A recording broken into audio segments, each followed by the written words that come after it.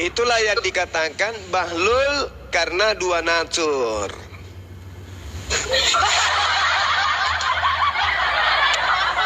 Oke. Bendera dia Bang Juma. Ada lagi?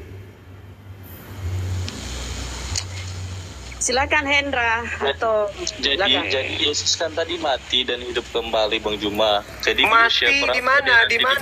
Di mana dikatakan di situ bahwa mati pada saat itu?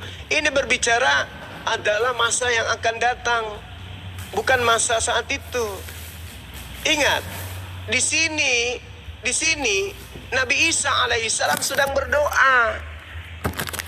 Nabi Isa sedang berdoa, semoga dilimpahkan kepadaku pada hari aku dilahirkan, pada hari aku diwafatkan, pada hari aku dibangkitkan hidup kembali. Ini Nabi Isa sedang berdoa, bukan sedang mengatakan Nabi Isa wafat, mati, meninggal pada saat abad itu, abad pertama. Tidak. Ini Nabi Isa berdoa, doa keselamatan. Sama seperti ketika saya berdoa, ya Allah, semoga aku diberkati pada saat aku dilahirkan, pada saat aku dimatikan, pada saat aku dibangkitkan kembali. Ini sama. Bukan sedang berbicara tentang penyaliban ini, nggak ada hubungannya. Itulah teman-teman Kristen, ngaku Nabi Isa bukan Yesus, tapi giliran ada kata wafat, oh buru-buru diambil Al-Qurannya. Yesus adalah Nabi Isa. Yesus bukan Nabi Isa, jadi jangan berasumsi Bang Juma. Iya, terus kalau Yesus bukan Nabi Isa, terus kenapa ambil ini? Oh, tirini syukran. Ini kenapa diambil? Data ini untuk apa? Sementara umat Islam melalui kitabnya menerangkan bahwa matinya Nabi Isa itu nanti setelah ia datang kedua kalinya.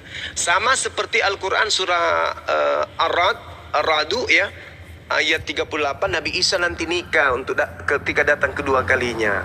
Lalu setelah terjadi tugasnya selesai, alam semesta dia diwafatkan, lalu alam semesta dikiamatkan.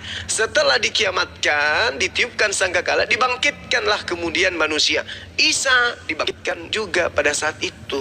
Semua manusia dibangkitkan untuk dihakimi. Seperti itu. Wah, kitab yang turun itu kan kitab Alkitab ya kan. Jadi kitab kami itu banyak ditiru, banyak diambil datanya. Salah. Kebalik, kitab Anda yang banyak merampok dari kitab kami. Kembali orang mau nanya sedikit Bang, boleh Bang ya? Saya mau nanya sedikit. Kitab apa Bang Juma? Tadi Kitab Anda itu Alkitab, rampok dari mana kata Alkitab? Bang Nilton, tadi ente mengatakan kalau Al-Quran itu menjiplak yang namanya Bible. Coba cari di dalam Al-Quran, ada nggak kata-kata Tuhan menyesal? Ada nggak kata-kata orang yang buah pelernya hancur dilarang masuk jemaat Tuhan? Coba ada nggak cari di dalam Al-Quran? Ada iya, Tuhan berfirman dalam hati, Tuhan berfirman dalam hati. Coba cari-cari. Ada nggak ketika ente mengatakan Al-Quran itu menjiplak? Ada nggak di dalam Al-Quran ayat yang mengatakan orang yang buah pelernya hancur atau kemaluannya terpotong dilarang masuk jemaat Tuhan? Cari ayatnya. Cari. Kalau ada ayatnya, gue besok kawin lagi. Cari ayatnya. Tuhan pinjam pisau cukur, ada nggak di Al-Quran? Tuhan bersuit-suit, Tuhan bersiu-siu. Jadi nggak usah aneh-aneh teman kami ya. Iya kok Tuhan pinjam pisau cukur bulu paha, cukur kepala, apa ini? Ini loh, Tuhan firman dalam hati, berfirman dalam hati. Pembuli baik. Loh, pembuli bayar apa? Kabur. Assalamualaikum. Yes. Waalaikumsalam warahmatullahi wabarakatuh, Bang Rahmat.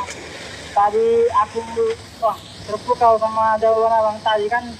Kemarin saya lewat beranda saya sekiting itu, terus ada situ cewek, kamu punya otak nggak? Terus ada situ mbak kamu jengkat, dia nggak pandai jawabnya. Ternyata jawaban sama ada bang Juma ini. Kamu ngomong apa sih nggak jelas? Maksudnya tadi dia mengatakan, mengutip kata-kata Bang Juma, kalau Tuhan itu punya otak, Yesus punya otak, udang punya otak atau tidak? Punya otak, berarti Yesus sama kayak udang. Ya, itu jawabannya. Itu menghujat Allah, kamu tidak punya otak.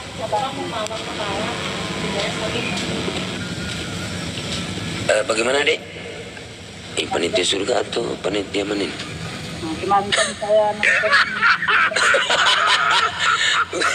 Pak, Anda Islam apa Kristen, Pak? Kecil suaramu, betuli dulu. Pak, Kecil. Anda Islam apa Kristen? aku Islam. Bapak Islam. Emang Allah punya otak, Pak? Nah, itu kemarin tanya cikin sama ada bapak Muslim. Maksudnya gimana? Sekarang kalau Bapak pecahkan kepala Bapak itu, otak kan ada di dalam nih. Bukan aku. Sementara manusia ini Iya, Pak. makhluk. Kan gitu. Jangan. Apakah Allah itu punya otak sama seperti Bapak yang di dalam kepala Bapak? Enggak ya. Enggak kan? Laisa kamitslihi syai', toh? Nah itulah. Manusia ini kan ciptaan Tuhan, punya otak. Otak itu di dalam kepala Bapak, otak kepala. Dipecahkan kepala itu ada otak. Apakah Allah punya otak itu? Kayak gitu? Enggak kan? Laisa kamitslihi syai'. Allah tidak menyerupai sesuatu apapun. Lagi makhluk kan gitu. Itu kan? Iya. Itu jawabannya kan? Bukan itu. Kemarin Bagaimana? nonton Black Muslim. Iya. Terus mana umat Muslim yang di situ naik, tapi Oh, Udah lah, nggak jelas dia suaranya.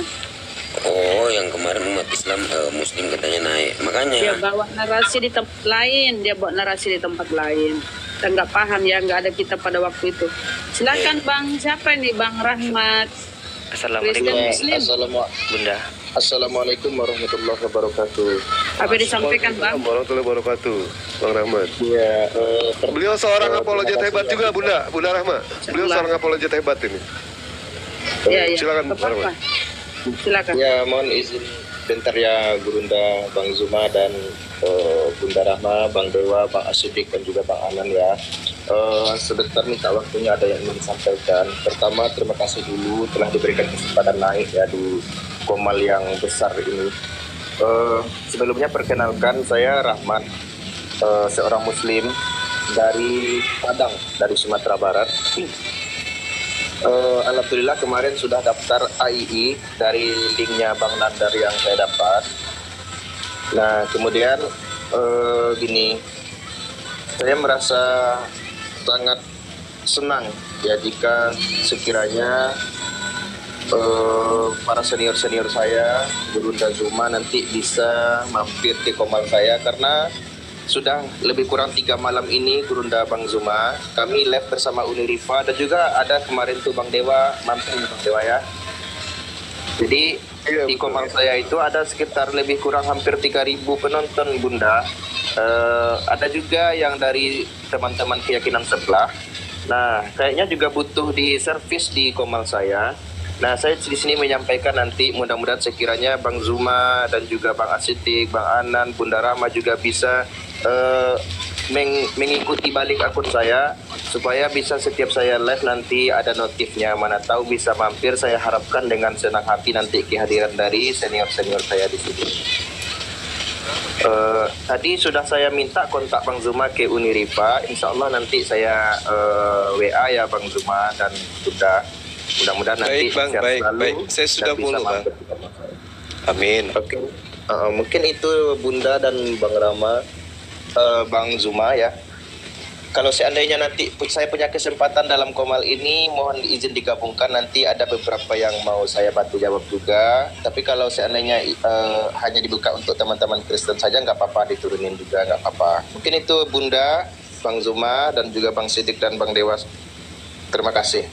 Ya, Bang. Iya, sama-sama. Nanti lewat ini aja. Nanti kalau ada atas nama Jibril, ada Jibril itu saudara kita seorang apologet, dia bisa menampilkan data-data yang bagus itu. Di follow aja, cari atas nama Jibril.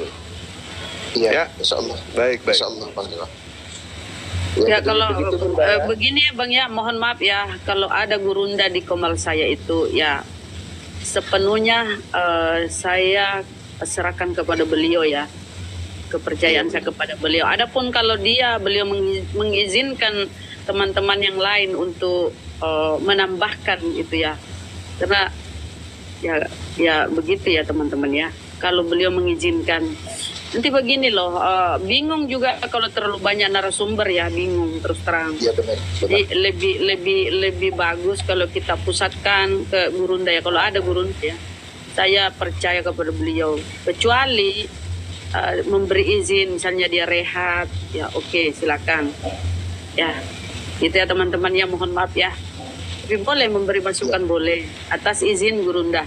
Silakan, lanjut. Hendra, Bang Hendra Kristen ya. Assalamualaikum warahmatullahi wabarakatuh. Saudara. Islam ya? Islam, udah ramai ini kita juga. Oh, Islam. Oke, lanjut. Juga assalamualaikum warahmatullahi wabarakatuh untuk guru besar, guru kami, Bang Zuma dan juga para guru yang lain.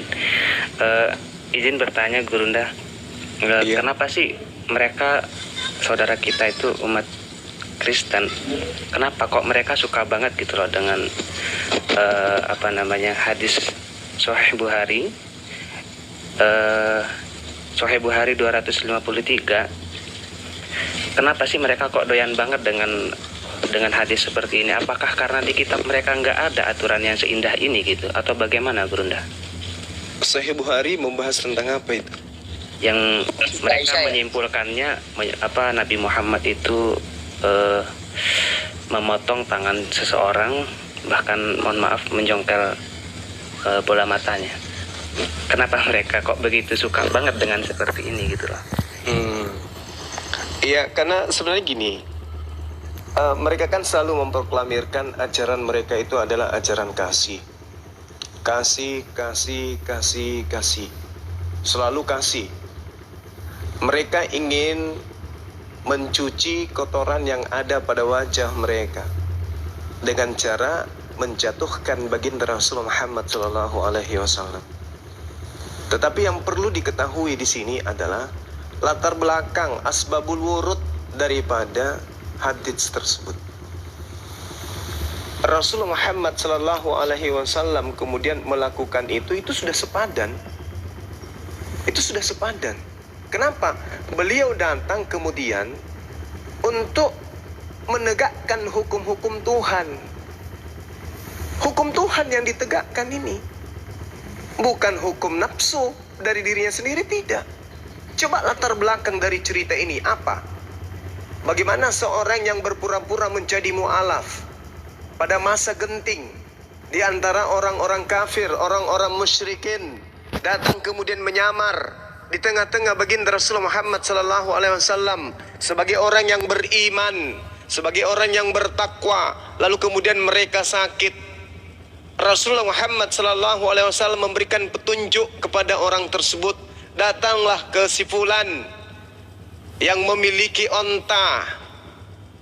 Setelah sampai di sana, mereka dilayani dengan baik, mereka diobatin dengan baik sampai mereka sembuh.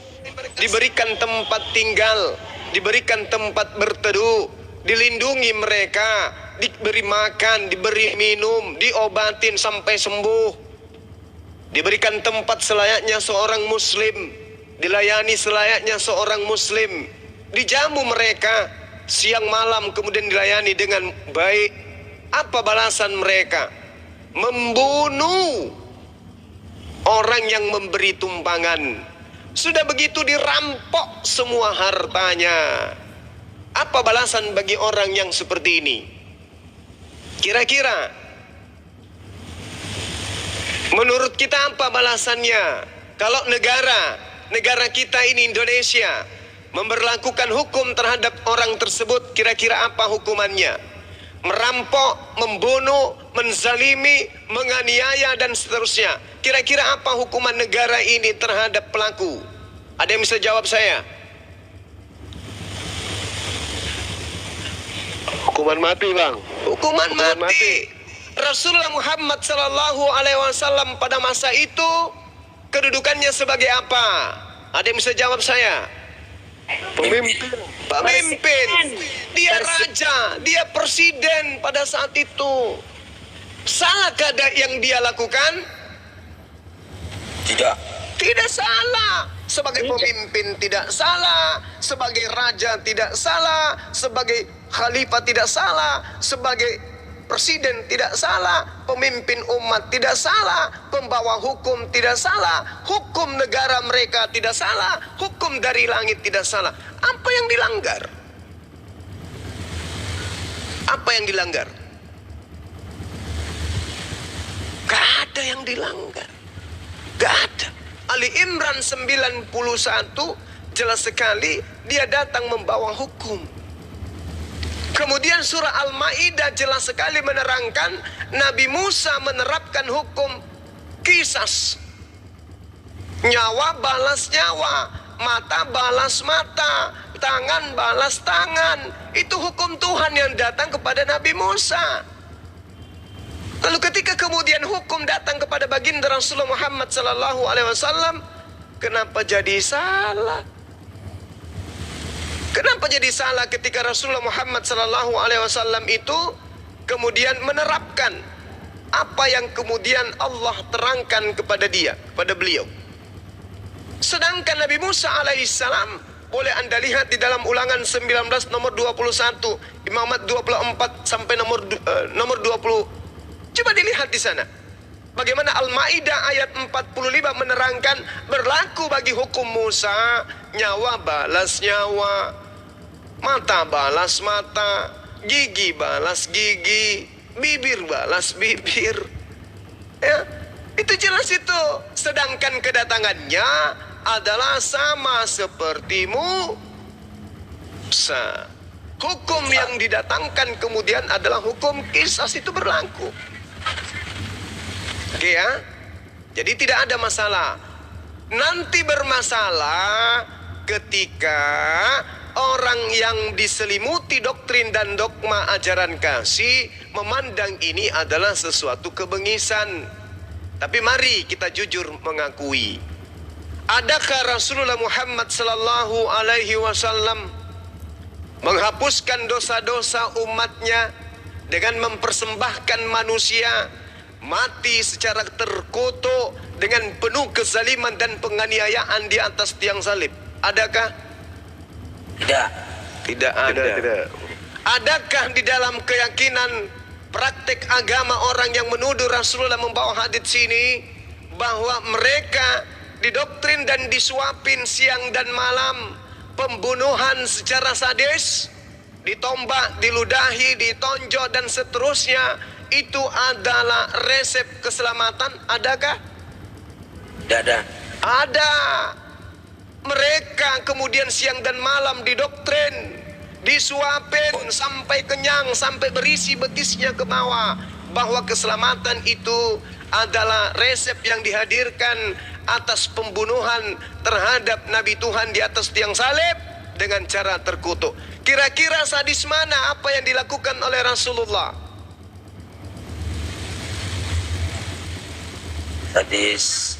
Sadis dia. Hadis perjanjian lama, iya. Bukan perjanjian lama aja, perjanjian baru.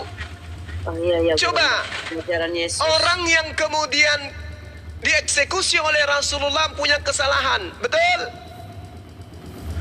Mencuri, Betul. merampok, menganiaya, membunuh, merampas, menipu, membohongi, mensiasati, munafik, menyusup masuk ke kubu Islam, akhirnya ujung-ujungnya apa? Melakukan satu tindakan sadisme. Ada yang melatar belakangi Rasulullah Muhammad sallallahu alaihi wasallam melakukan itu. Mari kita bandingkan. Apa yang melatar belakangi pembunuhan kepada anak Maria? Ada yang bisa jawab saya? Silakan. Yang kepada Yesus, ya, Bunda. Siap. Apa yang melatar belakangi pembunuhan mereka terhadap Nabi Tuhan Isa atau Yesus?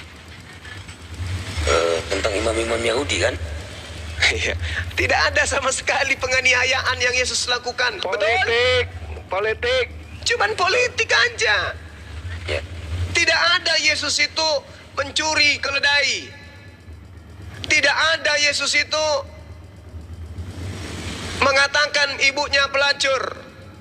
Tidak ada Yesus itu mengatakan ibunya pencuri dan perampok. Tidak ada Yesus itu kemudian, tidak ada. Kalaupun ada itu derita lo. Tapi yang pasti Yesus tidak pernah kemudian membunuh, mencincang, merampok orang yang sudah berbuat baik kepadanya. Enggak ada. Tapi kenapa kemudian dibunuh secara sadis, lalu dikasih bumbu-bumbu doktrin pembunuhan itu adalah karya Tuhan demi untuk menebus dosa-dosa manusia-manusia pemakan B2, bom-bom. Pemakan B2 apa sih? Ya, itu dia. Babi. Kirain bom-bom tadi, sorry. Jadi jelas ya, latar belakang terjadinya hadits itu ada jelas. Kemudian latar belakang kesadisan daripada apa yang terjadi terhadap Yesus itu nggak jelas selain dari politik. Nah sekarang mari kita lihat. Rasulullah difitnah sadis, membunuh. Oke. Sekarang tunjukkan kemudian ada segerombolan manusia yang beragama Islam yang datang ke Nusantara melakukan pembunuhan, melakukan penjajahan, melakukan perampasan, melakukan peperangan, melakukan perbudakan terhadap pribumi Nusantara. Itu tentara Islam dari negara mana? Tolong tunjukkan ke saya. Saya hitung sampai 10. Satu. Silakan Bang Nikton. Bang Nikton jawab. Bang Nikton, ente kan Kristen di sini. Perwakilan dari Kristen silakan jawab. 4, 5, 6, Kaum kafir, temannya Nikton. Nggak ada. Songo, 10. Nggak ada. Sekarang kita balik. Yang tadi menghujat Rasulullah dengan kaidah-kaidah yang dia dibawa, kita balik. Apakah ada orang-orang berKTP Kristen, Katolik yang datang memborbardir Nusantara? Agamanya Oten, agamanya Katolik, agamanya Kristen, melakukan pembunuhan, penjajahan, perampasan, pemerkosaan, penganiayaan, perbudakan, pemaksaan, pencurian, perampokan, pembunuhan, mengakibatkan jutaan manusia, anak-anak kecil menjadi yatim piatu, mengakibatkan wanita berjuta-juta menjadi janda. Apakah ada? Saya hitung sampai 10. Ada. Portugis Belanda. Apa nama agamanya? 1. Aristing. Belum saya sebut 1, sudah ada yang jawab. Lalu manusia berakal mana yang akan memilih agama tersebut dan meninggalkan agamanya Rasulullah? Orang tidak punya akal. Ya, kecuali orang yang tidak punya akal. Masya Allah. Orang beleng-beleng dan baga-baga. Oke. Saya kira begitu ya, sahabat-sahabat sekalian, karena di sini sudah asar. Saya mohon sejenak 10 menit, silakan dilanjutkan dengan guru-guru saya, saudara-saudara saya, adik-adik saya yang ada di sini. Ada Dinda Jibril, ada Natalia, ini benar beliau? Iya, Guru. Oh, Masya Allah. Silakan dilanjut, saya pamit sementara. Dinda Dewa dan yang lain. Ya, Dinda Rahmat. Ya, Assalamualaikum warahmatullahi wabarakatuh. Waalaikumsalam. Boleh menjawab soal hadis tadi, Abangda, Bunda di sini. Boleh. Nah, Bang Rahmat ini yang namanya Jibril ini, Bang Rahmat. Ini yang namanya Jibril. Sebentar Bang Jibril. Ini akunku yang masih kecil banget, tolong di follow ya. Akunku yang seutama kena banned soalnya sampai minggu depan. Oke, aku mau bilang tadi ya, jangan samakan Tuhan kami dengan otak udang, oke? Buat kalian. Coba. Kan udah dengar tadi diskusinya, Bang. Itu bantah narasi. Itu saya mau jawab. Karena juga, Tuhanmu kan makhluk. Tuhanmu makhluk. Udang kan juga jadi makhluk gini, ciptaan. Bunda, jadi gini Udang aku punya malah saya otak. Jadi Bunda gini, Bunda. Kalau Bunda disamakan otak Bunda sama otak udang, sama enggak? Maksudnya bukan begitu, Bang. Maksudnya ciptaan Tuhan itu punya otak. Manusia punya otak, udang punya otak, binatang punya otak. Semua itu ciptaan Tuhan. Tapi kalau Tuhan ya tidak punya otak, itu apa ya aku bilang? Dia kan maha tahu. Yang punya otak itu ciptaan. Silakan. Di saat Gurunda Zuma membalas narasi yang dibawakan teman Anda itu, bertanya dengan mengehek-ngehek tentang menyebut nama Allah Subhanahu wa Ta'ala dengan asal-asalan.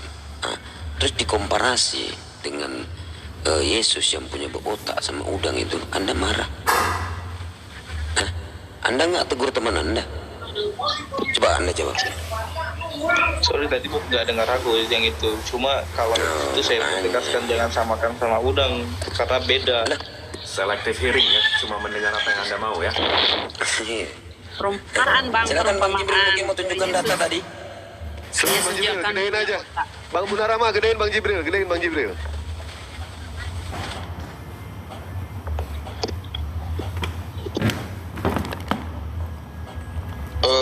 Right. Oke. Ini Sahih Bukhari 5254. Ini yang tadi dibawakan ya. Menceritakan soal sekelompok orang itu berada di Madinah, maka Nabi memerintahkan untuk menemui pengembala beliau dan meminum susu dan kencing unta. Mereka lalu menemui sang pengembala dan meminum air susu dan kencing unta tersebut, sehingga badan mereka kembali sehat. Setelah badan mereka sehat, mereka justru membunuh pengembala dan merampok unta-untanya. Setelah kabar itu sampai ke Nabi SAW, beliau memerintahkan untuk mengejar mereka. Kemudian mereka dibawa ke hadapan Nabi, lantas Nabi memotong tangan dan kaki mereka serta mencokol mata mereka. Jadi ini ya, jadi karena mereka sudah diobati, lalu maka mereka malah membunuh dan merampok. Dan ini sanatnya ada 4. Ini kenapa nih warna merah dan warna pink?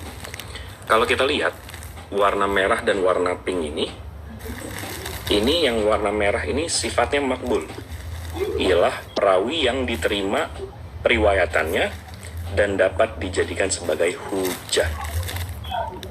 Ya, itu satu. Habis itu soal kencing unta, ini selalu dibawa-bawa nih, hadis ini selalu digoreng-goreng. Ini mudah-mudahan menjawab ya. Kalau antum ke ini nama websitenya ncbinlm.nih.gov. .gov ini pemerintah punya. Pemerintah mana? Nih saya translate ya. Nih maaf nih pakai laptop, biasanya pakai komputer. Di sini saya translate situs web resmi pemerintah Amerika Serikat. Ya, ini pemerintah Amerika Serikat. Mereka membahas soal anti-cancer, anti-pellet, gastropractive, hedeopractive, effect of camel urine, and a scoping review. Ya, wah ini panjang pembelajarannya. Tuh, mereka mempelajari urin unta. Nah, ini rupanya obat urin unta ini udah dari zaman kuno. Nah, di sini conclusion itu artinya apa ya? Anggap aja saya bahlul deh. Kesimpulan. Nah, anggap aja saya bahlul. Di sini saya translate ya. Rupanya dalam tinjauan ini, Siu menunjukkan efek terapeutik yang menjanjikan dalam pengobatan penyakit tertentu pada manusia, terutama kanker. Berarti sejarah ini kurang lebih obat alternatif zaman dulu. Dan dibuktikan sekarang ini laporan medisnya itu tahun 2021. 1400 tahun yang lalu. Mantap Bang Jibril. Nabi Muhammad ngajarin ini. Kalian ledek-ledek, rupanya ini potensinya menyembuhkan kanker. Masya Allah ya, 1400 tahun yang lalu. Subhanallah. Dan soal itu tadi ayat yang tadi tuh Nabi Isa bisa diwafatkan, dibangkitkan. Nah, ini korpus Quranum. Ini kata per kata. Di sini disebutkan I will die. Will itu apa ya? Akan dimatikan.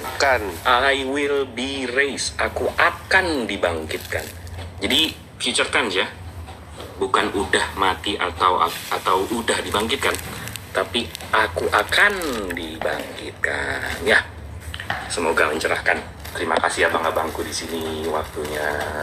Mantap. Maha benar Allah dengan segala firman-Nya. Makasih banyak Bang Jibril. Yaitu ya Iwan Pila ya. Bagi mereka yang senang yang namanya ngeledek kencing unta, ternyata kita sudah mendapatkan yang namanya ilmu sennya itu seperti apa. Bahkan saya pribadi pernah menantang kepada orang-orang Kristen, siapapun dia. Biarlah saya minum kencing unta 1 gelas, dia minum racun maut 1 sendok. Ada yang berani? Kalau ada yang berani, silahkan jadwalkan sama Dewa. Kapan mau diacarakan, terserah kapan. Ya, itu ya. Siapapun juga. Oten yang berani saya tantang. Saya minum air kencing unta 1 gelas, ente minum sianida 1 sendok. Jadwalkan, silahkan mau jumpa di mana, saya terima tantangannya. Saya terima tantangannya. Saya tidak mau hadis Nabi Muhammad dipermainkan. Apple to Ya, apple silakan. dong. SJS Iya. 412 lah. Kotoran dibakar itu. Racun maut tidak apa-apa. Kotoran itulah yang dibakar ya kan. Oh, lihat cepeng. Nah ini ya terbaliknya orang-orang Kristen itu ya.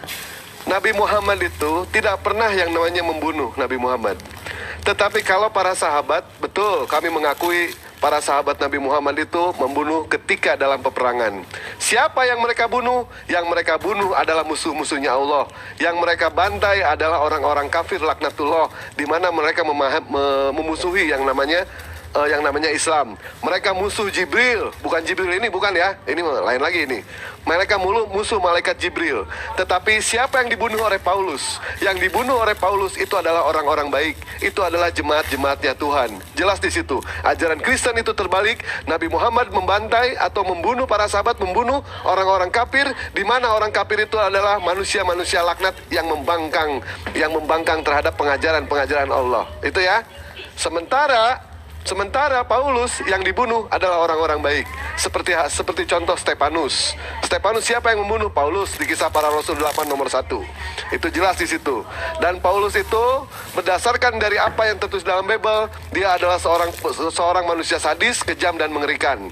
Di dalam Kisah Para Rasul 9 nomor 1, sementara itu berkobar-kobar hati Paulus untuk mengancam dan membunuh murid-murid Tuhan. Ingat ya, murid-murid Tuhan yang dibunuh. Yang konon katanya Paulus itu sudah diangkat menjadi rasul di dalam kandungan, tetapi Tuhan tidak mampu menjaga tabiat dan akhlak Paulus di situ. Di dalam Kisah Para Rasul 9 nomor 4 nomor 5, Saulus, Saulus, mengapa engkau menganiaya aku? Bayangkan ya, jangankan jemaatnya yang dianiaya, Tuhan saja dianiaya sama Paulus. Berdasarkan dari pengakuan Paulus. Di dalam Kisah Para Rasul tadi, Kisah Para Rasul 8 nomor 1, Saulus setuju bahwa Stefanus mati dibunuh. Di dalam Kisah Para Rasul 3 di dalam Kisah Para Rasul 8 nomor 3, di dalam Kisah Para Rasul 22 19 20, silakan baca sendiri di situ ya. Paulus adalah pembunuh, manusia sadis, manusia kejam. Yang dibunuh sama Paulus adalah orang-orang baik, jemaat-jemaat Tuhan. Sementara yang dibunuh oleh Nabi Muhammad itu adalah musuhnya iblis, musuhnya Allah, musuhnya Islam, musuhnya Jibril. Bukan Jibril ini. Ya bukan. Ini mah saudara kita ini. Ya lanjut. Jibril TikTok kan terdata. Tapi kalau soal ngomongin. Kita sapa dulu, siapa nih? Kita sapa yang baru naik nih ya. Siapa namanya ini? Sobaria. Assalamualaikum. Apa yang disampaikan Sobaria? Minta naik. Waalaikumsalam warahmatullahi wabarakatuh. Enggak Ya, tadi Bu. ada Bang Silahkan. Luma tadi tuh ya udah saya nyimak aja di bawah. Makasih atas pencerahannya. Nggak apa-apa. Terus ini Di Bang atas Jibril aja, nggak sama bisa Dewa. di follow. Kenapa? Di atas sama Dewa, di atas. Nggak apa-apa. Kenapa Pak? Ada yang ditanyakan apa? Iya, iya. Nggak tahu, saya udah mau follow tuh nggak bisa di follow. Bang Dewa udah saya follow. Terus saya suka, sering dengar Bang Dewa juga di komalnya Mbak Hesti. Semuanya saya suka. Iya. Kasih Bang dukungan. Rahman kayaknya saya udah. Bunda. Iya. Saya suka ini juga di koma di kajian Abah gitu. Suka ikut kajian, suka typing juga di bawah. Ya. Itu bentuk Apalagi kalau ada dukungan. Yuni saya paling ini, iya. Ada Yuni paling ini saya. Karena saya ini juga maki-maki si Yuni, cuman saya langsung diturunin. Saya diblokir malah sekarang, nggak bisa masuk komalnya. Silakan ya naik makasih teman-teman. Bunda Rahma. Saya udah dinaikin, makasih. Iya, sehat-sehat semuanya. Saya izin turun aja, makasih. Amin. Makasih banyak Bunda. Iya. Dan ini Dewa mau Assalamualaikum melengkapi. warahmatullahi Waalaikumsalam. Nambahin sedikit boleh. Silakan Bang Jibril. Ngomongin soal Paulus ya Bang ya. Saya ketemu dah tadi Bang ini dari talmidi.il. .il ini berarti website Israel ya. Ini World of Fellowship, Follower of the Way, Talmidi. Jadi Talmidi ini catatan-catatan penting Yahudi. Nah, di sini kalau saya translate Bang, ini dia lagi ngomongin Paulus. Mereka orang Ebion, ini berarti Paulus ya, menyatakan bahwa dia adalah orang Yunani. Ini ngomongin Paulus nih. Dia pergi ke Yerusalem, kata mereka, dan ketika ia menghabiskan beberapa waktu di sana, dia terpikat oleh hasrat untuk menikahi putri imam besar. Oleh karena itu, ia menjadi proselit dan disunat. Kemudian ketika dia gagal mendapatkan gadis itu, dia menjadi marah dan menulis menantang sunat dan menantang hari Sabat dan Taurat. Itu catatannya di Epiphanes Penerion 30, 16:6-9. Mantap. Siap. Soal Paulus. Kita sapa dulu siapa nih? Like atau Like ya. Like, selamat siang. Ya. Selamat sore. Ya, assalamualaikum semuanya. Oh, Muslim. Waalaikumsalam warahmatullahi wabarakatuh. Silakan, apa yang disampaikan? Gini, Bunda mau nanya ya. Ini kan terkait para nabi di kitab-kitab, baik itu kitab orang Yahudi atau Kristen, kan ada kesamaan kan, seperti Solomon atau Nabi Sulaiman, terus Abraham atau Ibrahim, Musa atau Moses, itu benar gak sih?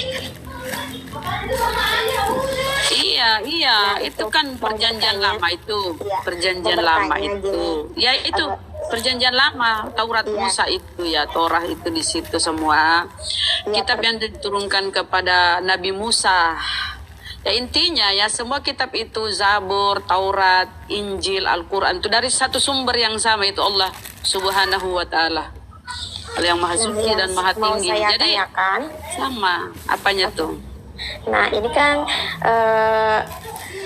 untuk pemakamannya tuh kan seperti Nabi Ibrahim, terus Sulaiman, Musa, kan itu dimakamkan secara Islam ya, bener gak?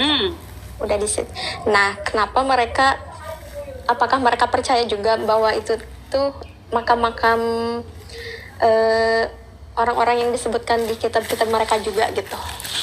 Mereka mengambil ini berkiblat ke barat sana ya, ke Italia sana, pakai peti dan pakai jas tutup, kadang pakai dasi kupu-kupu, pakai sepatu kayak mau ke pesta kan. Dan beda dengan cara-cara dalam Islam. Seperti yang kita baca di ketika Yesus disalib ya, pakai kan di kafani. Orang-orang Yahudi juga begitu ya. Tapi mereka kiblatnya ke barat sana ya, di peti, pakai jas. Beda mereka itu Kristen ya, beda mereka sendiri. Nah iya, maksudnya orang-orang yang disebutkan dalam kitab mereka kan udah jelas gitu dimakamkan secara Islam, benar gak sih Bun? Itu kan bukan kitab mereka, itu punya Yahudi yang dia tempel di Bibelnya, perjanjian lama namanya itu Taurat Musa. Torah diterjemahkan ke dalam bahasa Yunani, disebut Septuaginta. Itu diambil jadikan perjanjian lama namanya, dinamakan perjanjian lama, kemudian ditempel dengan perjanjian baru Bibel berbahasa Yunani, tapi semuanya sudah diterjemahkan ke dalam bahasa Indonesia. Itu yang mereka pakai sekarang, makanya bercampur baur pengajaran tauhid dengan trinitas, pengajaran para nabi-nabi dengan pengajaran bapak-bapak gereja, bercampur baur ya. Jadi mereka bingung sendiri. Ada di kafani, ada dengan peti, campur baur, Pak. Nah iya, maksudnya silakan yang lain ya kalau mau menambahkan. Maksudnya kan mereka kalau orang yang sama, berarti kan otomatis kalau orang yang sama terus dimakamkan secara Muslim atau Islam, berarti kan orang tersebut kan menyembah Allah gitu, maksudnya orang Muslim gitu intinya. Iya. Nah tapi iya, cuma mereka kan mengimani apa yang disampaikan oleh Paulus. Ingat Mbak, perjanjian baru itu terdiri dari 14 surat-surat Paulus.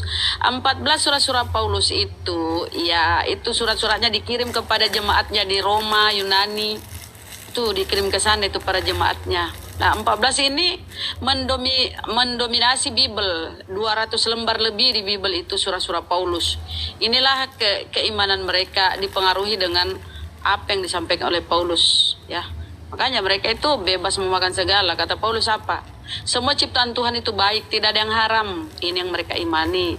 Kalau merujuk kepada perjanjian lama milik Musa, Taurat Musa itu babi haram, minuman tuh haram. Tapi kalau mereka ke pernyataan surah-surah Paulus itu ya, udah semuanya itu boleh, nggak ada yang haram. Jadi 14 surah-surah Paulus itu di Bible mereka, perjanjian baru, mendominasi Bible. Itulah, coba kalian berdiskusi dengan mereka. Yang mereka kutip itu kata-kata Paulus, surah-surah Paulus. Coba kamu simak apa yang mereka angkat itu. Jarang mereka menyampaikan yang paling yang diangkat itu tentang kata-kata Yesus itu ya, Bapa dan aku satu, Yesus adalah jalan, kebenaran dan hidup, atau Yohanes 13:13. Betul katamu, aku adalah guru dan Tuhan, disebut Tuhan. Itu 3 itu andalan mereka. Atau satu lagi, pada mulanya firman, itu nggak boleh ketinggalan. Itulah ayat-ayat andalan mereka. Tapi coba, kapan mereka mengutip Yohanes 17:3? Hidup yang kekal itu ialah mengenal engkau satu-satunya Allah yang benar dan mengenal Yesus Kristus yang engkau utus. Nggak pernah mereka menyinggung itu. Tapi coba kamu tentang makanan-makanan, mereka lari ke Paulus. Silakan yang lain yang mau menambahkan, silakan. Ya iya, kita kasih perbandingan kan supaya adik kita ini paham apa yang mereka imani itu sekarang. Kan dia bingung kenapa keimanan mereka teman-teman Kristen itu ini ya. Padahal di Biblenya itu ada Salomo, Sulaiman. Ya, silakan Mbak. Apalagi? Mungkin bisa saya bantu tambahkan dikit, Bunda. Boleh, silakan. Bang Dewa. Terkait dengan perbedaan itu ya, Kak, siapa ini? Kak Lice. Nah, terkait dengan perbedaan itu sebetulnya tidak hanya berkaitan dengan proses pemakaman saja, namun ada peristiwa-peristiwa lain yang juga dilakukan oleh orang-orang sebelum ya kitab Perjanjian Baru itu. Sejatinya dilakukan oleh nabi-nabi terdahulu, seperti misalnya seperti sunat. Nah, sama Yesus juga dihitan. Nah, sama seperti proses pemakaman, Yesus juga dikafankan, dikuburkan, sama layaknya seperti seorang Islam. Tapi saya pernah berdiskusi dengan teman-teman Kristen. Nah, mereka beranggapan bahwa khitan ataupun proses pemakaman sesuai dengan yang diberlakukan untuk Yesus, yaitu dikafani dan dikuburkan, itu hanya mengikut bagian dari hukum tradisi.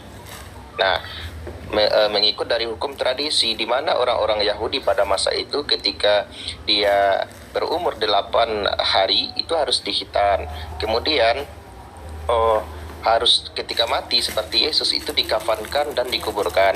Namun kalau orang-orang Kristen sekarang dia menganggap bahwasanya yang terjadi pada Yesus dahulu itu adalah sebuah tradisi, sehingga mereka sekarang itu bebas sesuai dengan tradisi masing-masing berdasarkan daerah dan adat istiadat masing-masing. Seperti misalnya di mayoritas Kristen Indonesia itu ketika mati dipetikan, diberi jas, diberi dasi, sepatu dan sebagainya, karena mereka beranggapan bahwa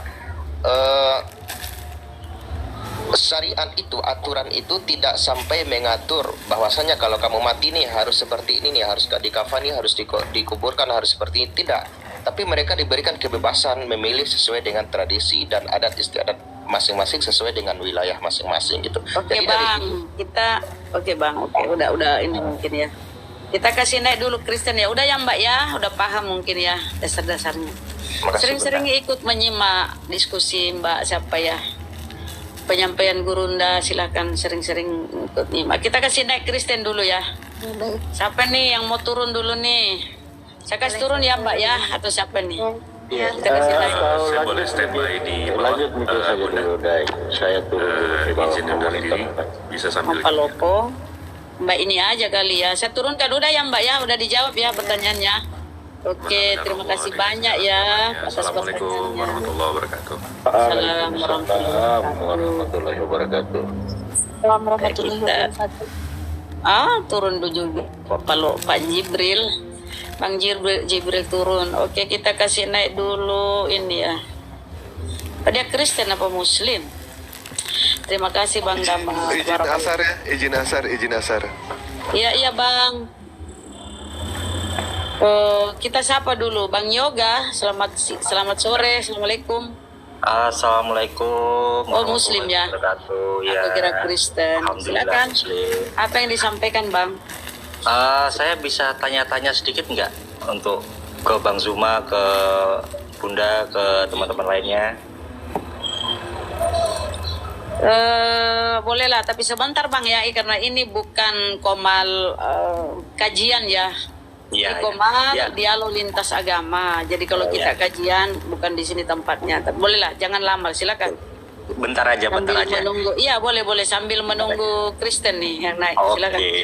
Oke, gini, permisi semuanya ya, minta maaf sebelumnya. Gini, saya seorang ASN, ya, umur saya 33 sekarang. Sampai hari ini saya belum dikaruniai keturunan, Bang Zuma. Ini saya ada rencana untuk membantu teman-teman kita, saudara-saudara kita yang di Palestina atau apa. Kalau maksudnya ada anak atau apa yang bisa saya adopsi gitu, caranya bagaimana ya? Maksudnya. Masya Allah. Bagus tuh Bang, Masya Allah, mulia itu Bang, mulia sekali. Saya aja adopsi. Ya. Ini mumpung Mau diadopsi. Saya adopsi ya. Jadikan Dewa ini anak. Jadikan Dewa anak. Anak-anak loh, anak-anak. Anak-anak balita kah? Banyaklah itu Bang. Siapa tahu kalau ada Bunda atau Bang Zuma atau apa punya maksudnya informasi seperti itu kan bisa di-share, siapa tahu saya bisa membantu teman-teman saudara-saudara kita yang di sana. Ya kita follow dulu Bang Yoga ya, siapa tahu dapat ini. Oke, kita follow. Ya, jadi 903 teman-teman viewer di bawah, kalau ada yang bisa membantu Bang Yoga ya, saya pertegas. Iya, anak Palestina, dia mau mengadopsi anak Palestina. Kalau ada yang hubungan ke Palestina, jauh benar ya Pak Yoga ambil. Iya. Bisa dibantu ya Pak Yoga, ini dia ingin mengadopsi anak ya. Mengadopsi karena sekarang beliau ini belum dikaruniai ya. Ya, belum diberi ataupun putri ya, mungkin belum diberilah rezeki. Tapi ya marilah kita doakan semua ya. Semoga Pak Yoga ini diberikan oleh Allah Subhanahu wa taala apa yang beliau inginkan. Jangan lupa berdoa dan berdoa terus Pak ya, karena Allah itu Maha Pemberi. Insyaallah. Mungkin waktunya aja Pak, waktu banyak antri kan, banyak yang antri minta Pak Yoga ini, kalau nggak minta susah. Gitu ya. Kurang busuk mungkin. Oke. Iya. Sebelum lanjut ke Bang Yoga, host saya izin turun ya teman-teman semua di atas dan di bawah, saya izin turun. Mohon maaf kalau ada salah-salah kata ya. Oke ya, host izin turun dulu Bang Palopo ya. Oh iya. Ya Bang, Terima kasih. Ya, siap, sehat-sehat selalu Bang. Waalaikumsalam warahmatullahi wabarakatuh. Waalaikumsalam.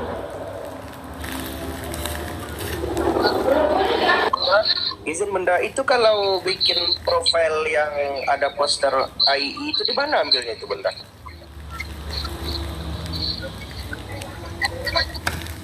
Ya Bang Dewa.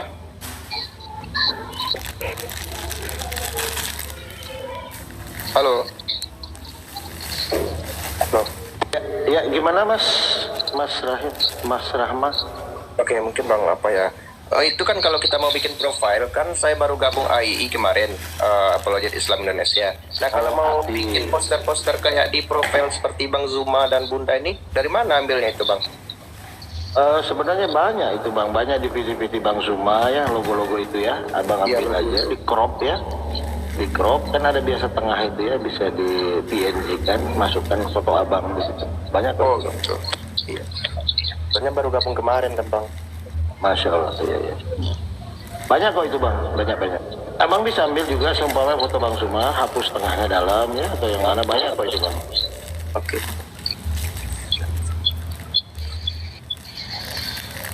Saya lumayan juga Bang, kalau udah berapa malam ini saya live bersama Uni Rifa itu penontonnya hampir sampai 3.000-an.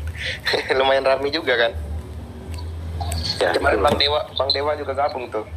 Kalau ada waktu nanti mampirlah Bang ke sana Bang, ke jalan saya Rahmat. Ya kan Uniripa itu banyak pengikutnya itu ya tentu. Iya, Mak, benar. kalau di mana beliau berada. Sama dengan kalau Gurunda masuk di tempat saya ini pasti banyak nonton.